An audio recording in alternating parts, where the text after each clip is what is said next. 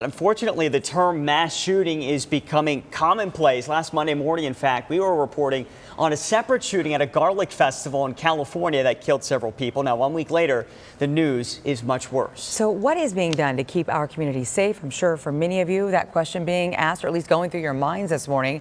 Our No Haylani Graf has more from the county sheriff, about getting in front of a threat before it ever becomes a reality. And that starts with training. It does. I mean, he points to Dayton, Ohio, for one. Police there able to respond within 30 seconds. So think about that. In the time that you've started talking to me here, the shooter was able to kill 9 people and hurt nearly 30 others.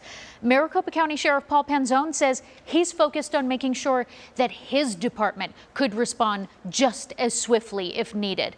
Also, he's a parent, so he's looking at the threat of school violence as well. And he adds that better staffing has to extend there as well. He says that his office does have a team that goes into schools and does terrorist threat assessments. And they also took part in the first school safety conference just a few months ago, bringing those issues up to administrators and legislators and talking about things like better funding to add counselors and mental health professionals to those campuses to identify problems early. And he also does believe in adding more officers to campuses as well.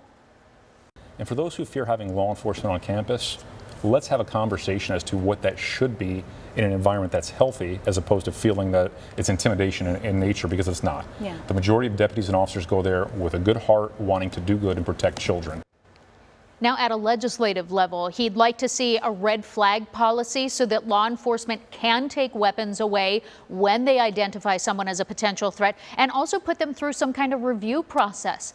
And finally, he adds, the community plays a role in this as well. We've got to start creating that see something, say something culture, because Nick and Kaylee, he points out that these shootings, often we talk about them, it seems like they happen everywhere except here until they finally do.